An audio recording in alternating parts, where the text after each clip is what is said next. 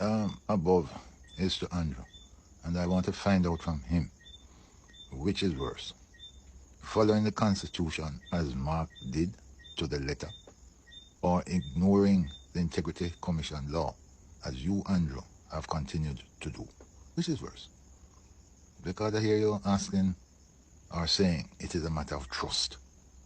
How can you distrust a man who follows the Constitution, but you don't totally distrust a man who can't complete his obligations by honoring the Integrity Commission law?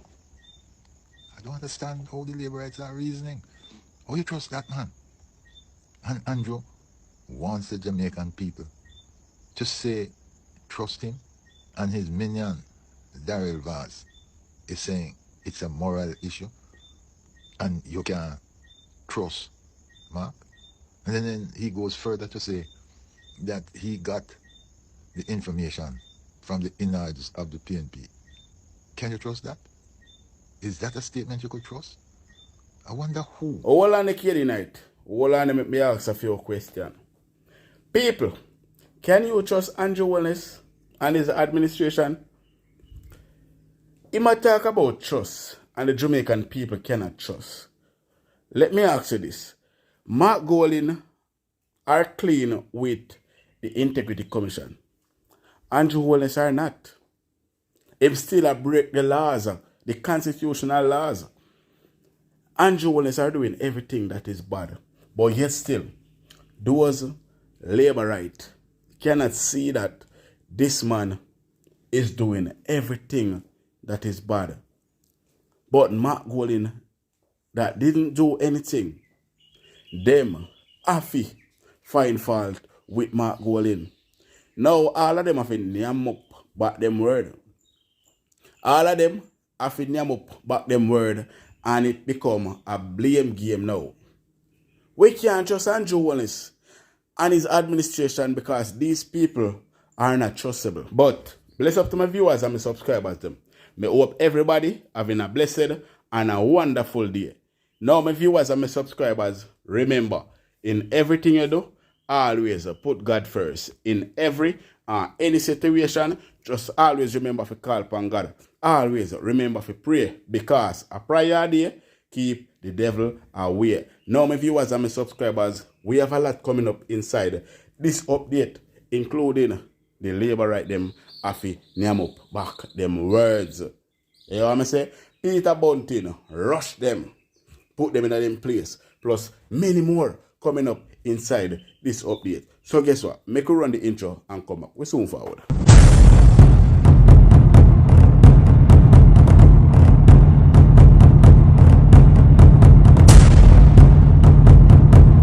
So welcome back to my viewers and my subscribers. Big up to all of my viewers, big up to all of my subscribers. We continually support the channel and I help the channel to grow. Now, remember to leave a like on this video. Remember to give this video a thumbs up. Also, if you're a new viewers first time on my channel, then please subscribe to my channel and turn on the post notification bell. So whenever we drop new content, you will be first to be notified. Share the content with a friend, a family, a loved one. Share it on your social media platform.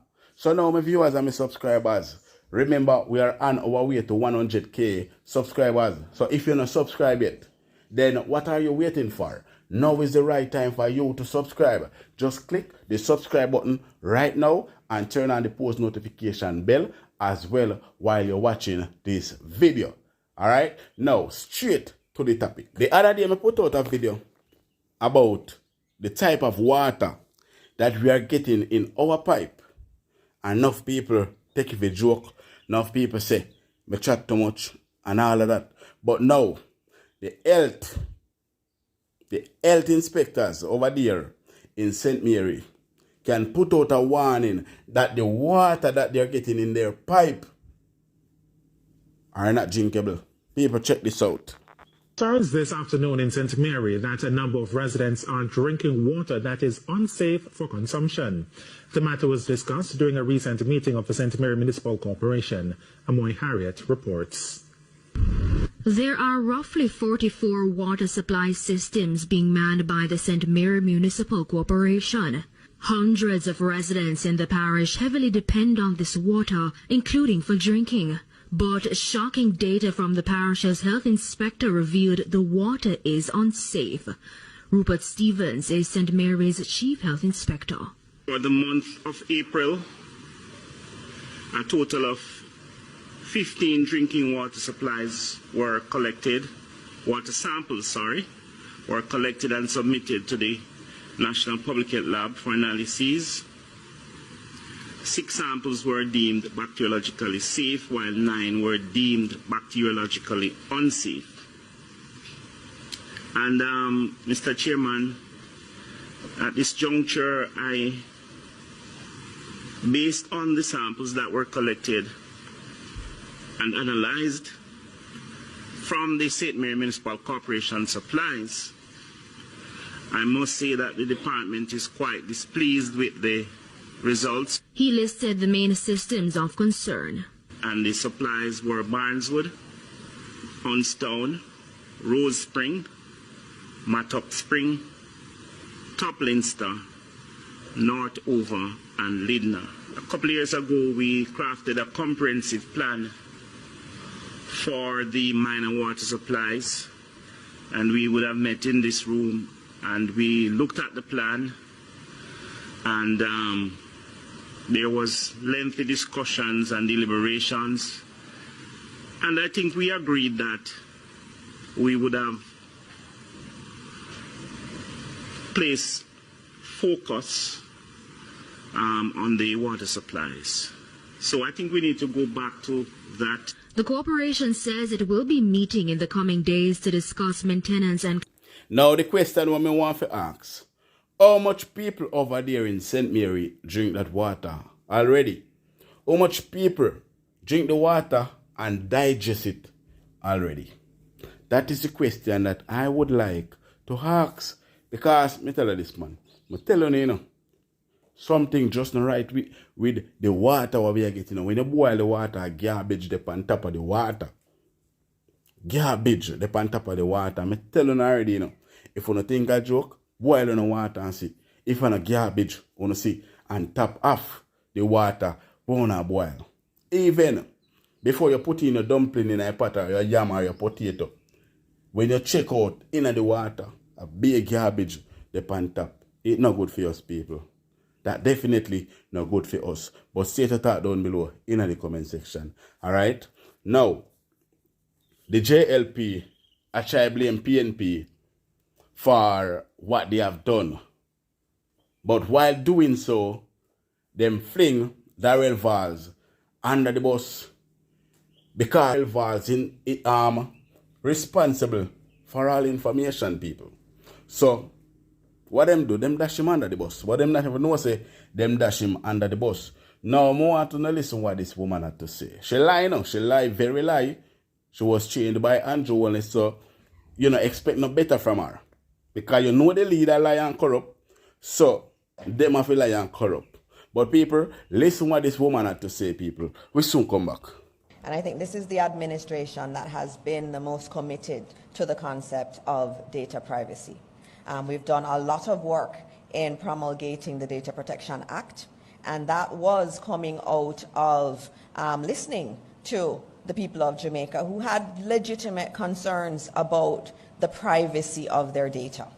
And just last week in the Senate, I would have spoken to the Data Protection Act and our commitment to implementing it on June 1 in a phased manner. So I think it is very clear in terms of our actions and also in terms of our utterances, that strong, deep commitment to data privacy. And I think in the matter that you have raised, he was very clear in his, very publicly clear, at least on social media, that the information that he received came from a member of the opposition party. He said that very clearly.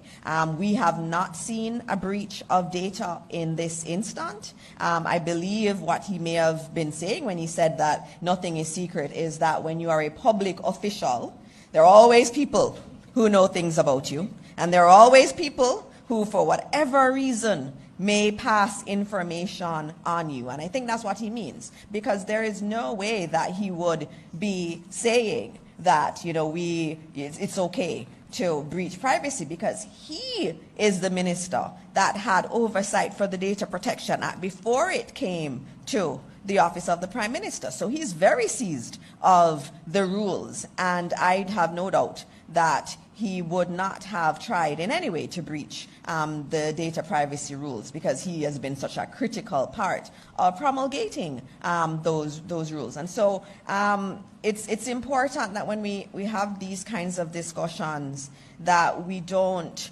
kind of build on that low trust environment situation that we have. The reality is a lot of money has been spent on data protection and data privacy. And when we start on June 1, I made it very clear there is no exemption for government entities. There is absolutely none. The administration has been clear that all government entities have to comply with the Data Protection Act. And that says how important data privacy is for us. Now, Andrew Holness chained a woman there well, she lies to people. When you look on that woman's face, you can see say that woman make up with pure lie. Pure lie. And let me tell you why them say somebody from the PNP leaked the information to Darrell Valls. Because Darrell Valls is the one that responsible for all information. All on data privacy.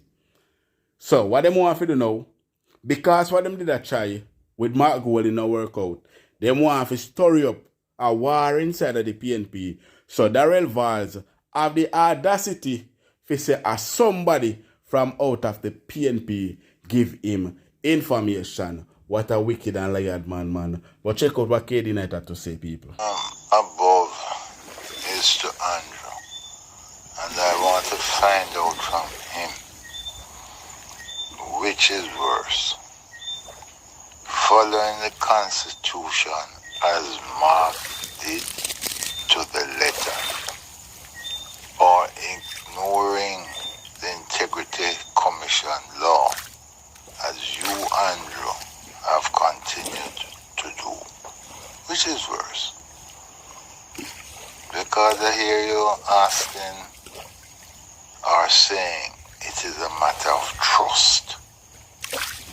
How can you distrust a man who follows the Constitution,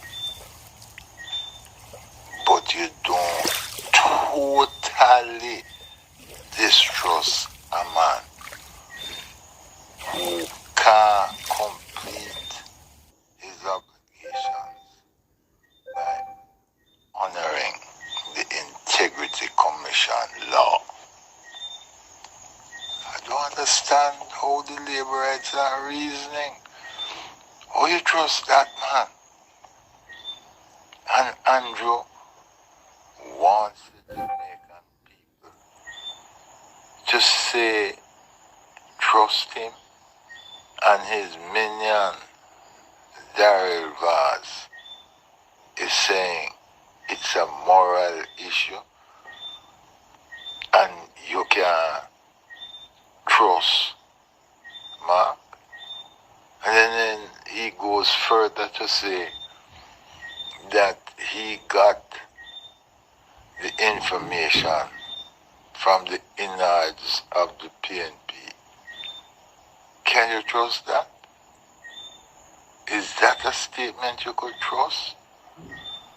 I wonder who in the innards of the PNP would be exposed to those documents that Mark has. But it can't be true. Let me tell you why. Mark made an application for a passport. When you fill out the application form, how much form do you fill out? Now one.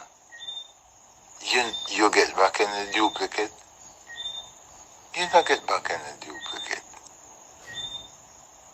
And why, if he didn't have documentary evidence, then tell me, why would Mark make such a detailed account of his getting the visa, etc., when him apply and how old him was and all them kind of. Why would he make such a detailed record of that? So what is it that you got, Brother Vaz? Well, me tell you, say, me a fight for the future of our children, grandchildren, and great-grandchildren, and our next generation. You don't believe me, no? You see, anyhow, we no take this thing serious. Let me tell you this, man. We children, our grandchildren, our great-grandchildren go feel it, you know. Because I never knew that one somebody couldn't be so corrupt as a leader. Because all of this, you know, fall and theme show line of people. And if him of Darrell Vaz never come out with this stupidness, then this wouldn't be out there, you know. So that is what they crook up. And let me tell you something. And not just today, them a plan this. Who remember when Mumalashi washing Warmington or whatever you want name? Who remember when Mumalashi come out and say, does Mark Golding even have a Jamaican passport? All of this come up when they realize say Mark Golding win the local government election and they realize how strong Mark Golding be. There is where all the fight start.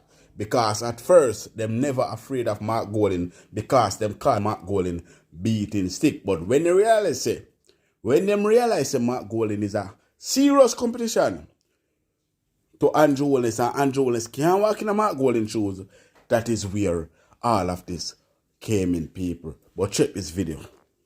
The Constitutional Reform Committee, CRC, says a Jamaican who is a Commonwealth citizen does not disqualify him or her from becoming a member of Parliament.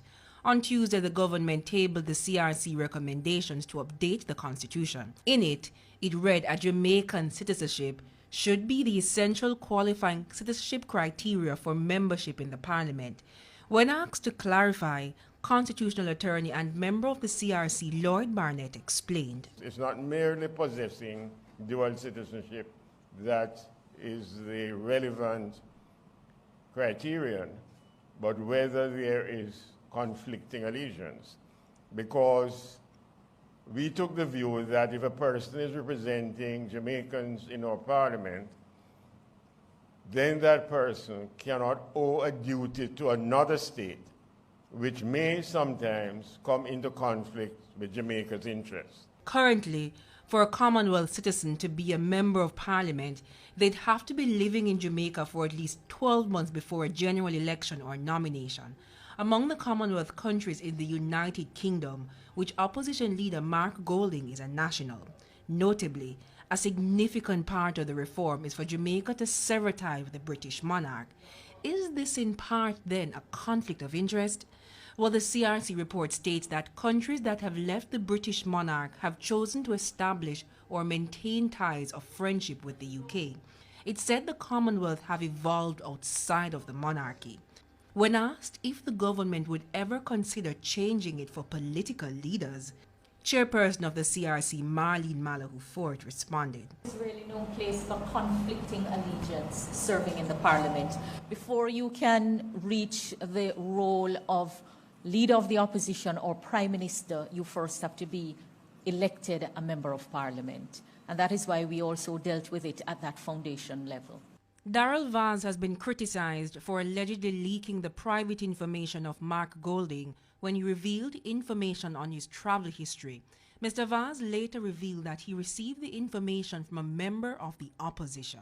There is no way that he would be saying that, it's okay to breach privacy, because he is the minister that had oversight for the Data Protection Act before it came to the office of the Prime Minister. So he's very seized of the rules, and I have no doubt that he would not have tried in any way to breach the data privacy rules. One by one, the CRC members who were at post-cabinet press briefing Wednesday expressed their disappointment at the division on the issues, staunchly distancing themselves from the politics.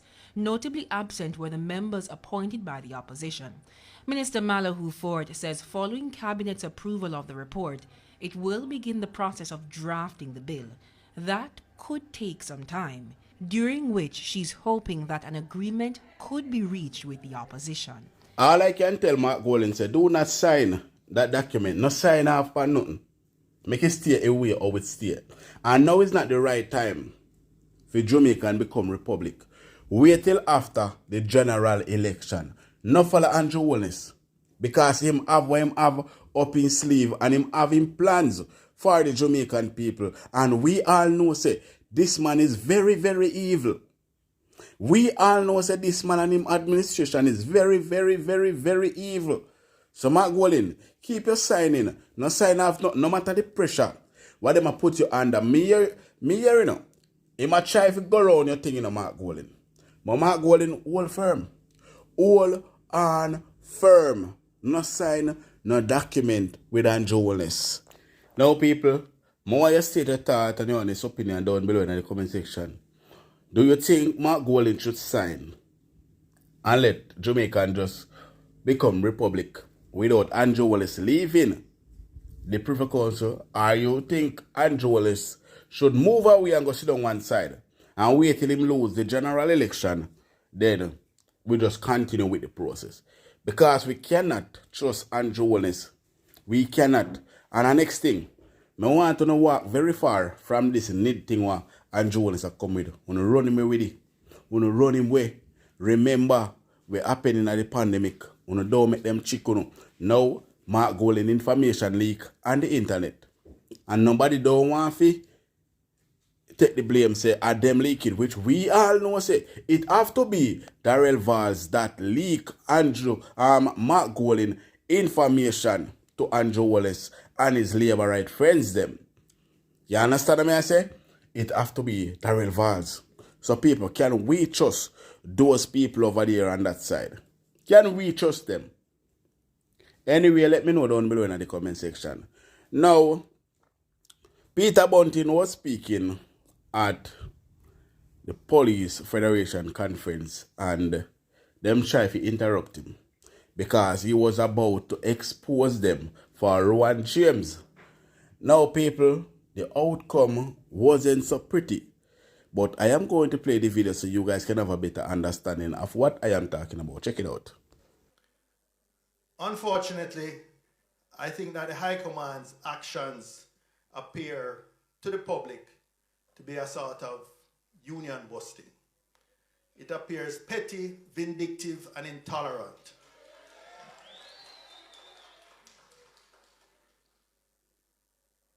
It will have a chilling effect on the future leaders of the Federation. I didn't have to be a prophet to predict that the presentation from the chairman earlier would be one of a much more conciliatory tone than we're accustomed to.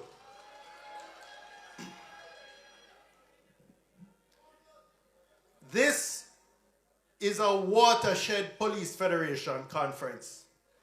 The delegates will decide the type of leadership they want for the next year.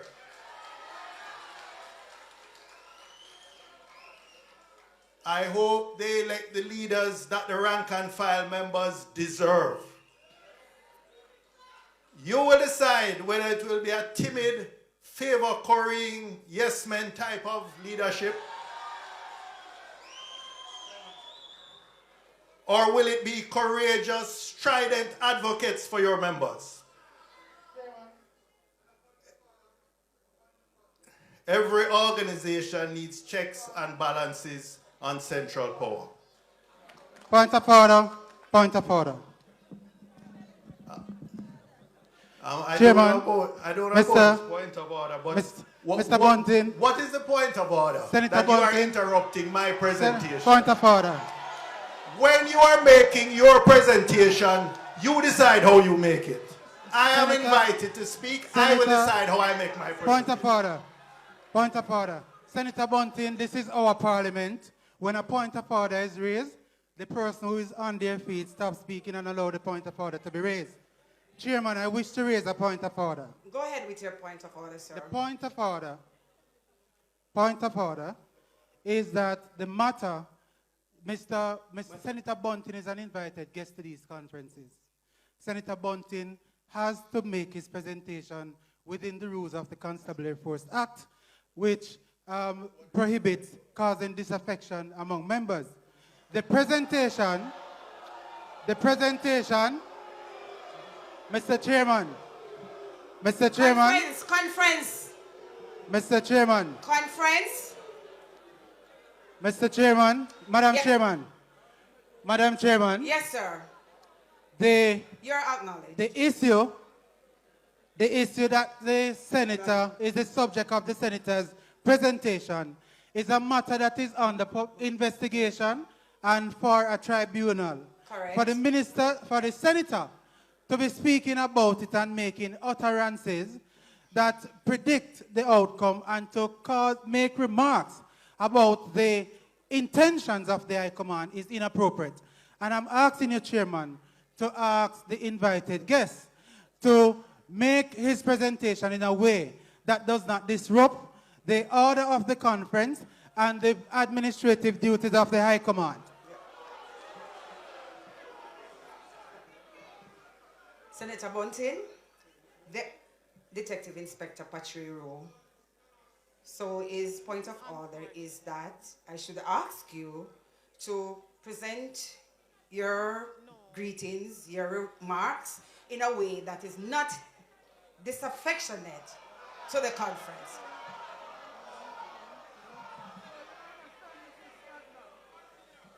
Point of order. Order. I expected no different Senator, from a moment, please. Inspector Patriero. Senator, a moment, please. A moment, please. A moment. Point of order for the chairman. Yes, madam. In light of the senator's constitutional right to freedom of expression,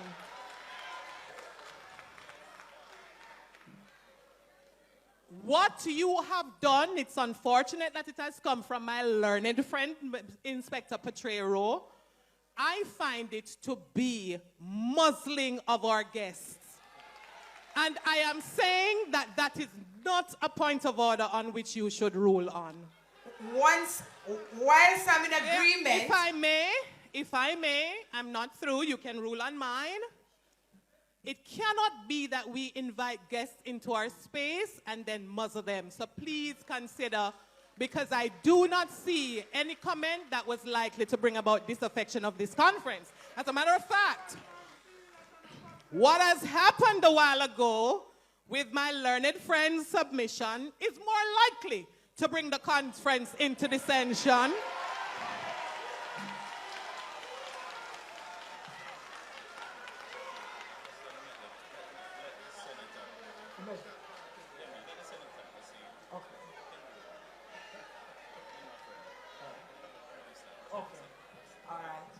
I'm going to allow this senator to continue with his speech.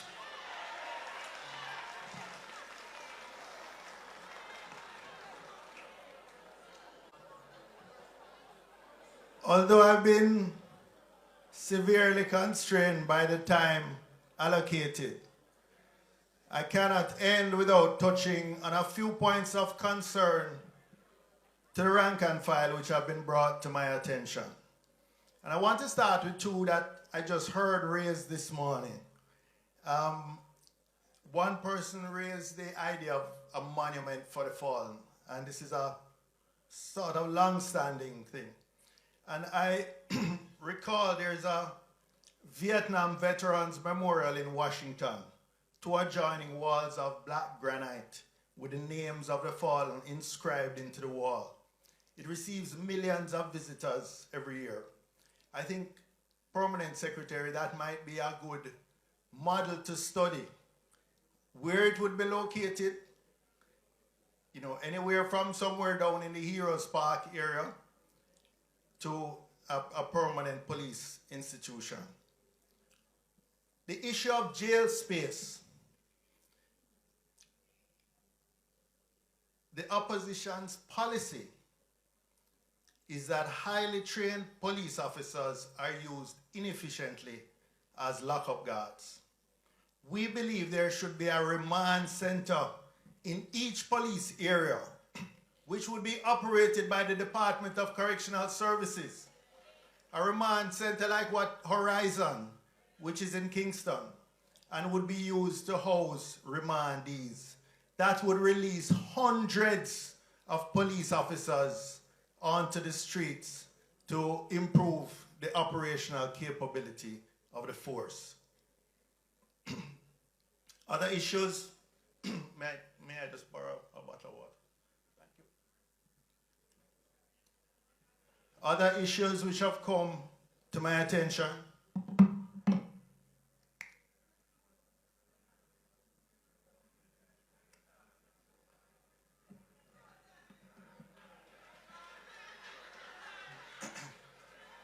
Other issues which have come to my attention is the non-payment of temporary allowances to senior members who are unable to be converted above the 4th scale as part of the compensation review.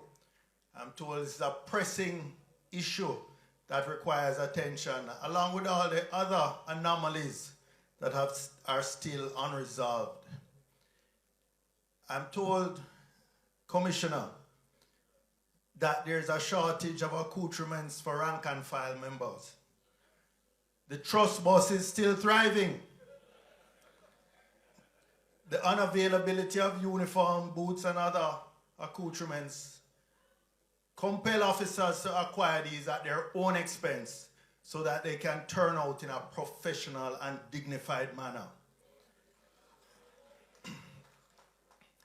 Commissioner, I'm hoping, since I know the force development and logistics portfolio is close to your heart, that these issues will not persist into another year.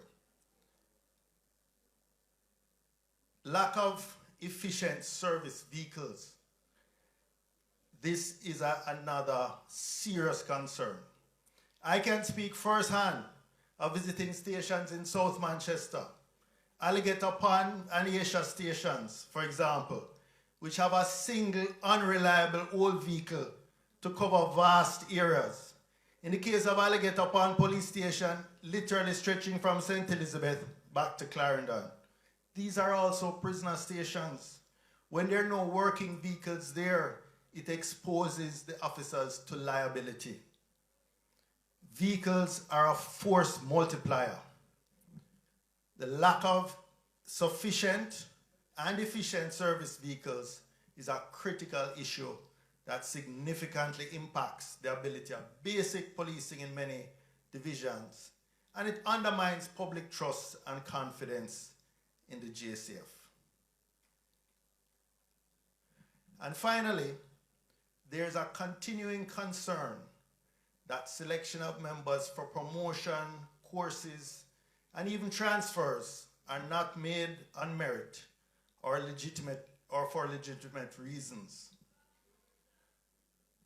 For those who feel they have been unfairly treated, I quote a profound comment from Constable Powell at the recent change of command ceremony.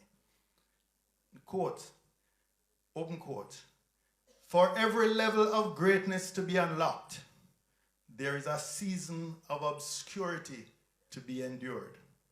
End quote.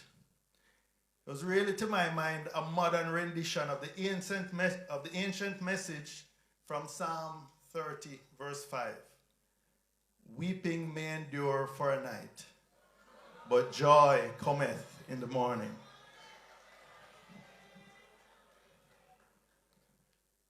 Your conference theme of renewal with resolution and restorations signals that the time has come, or time soon come, to bring this season of obscurity to an end and build a future of greatness for Jamaica, a future defined by security, justice, and economic opportunity for all. I thank you for your steadfast dedication and unwavering service to our nation. And I look forward to coming next year once again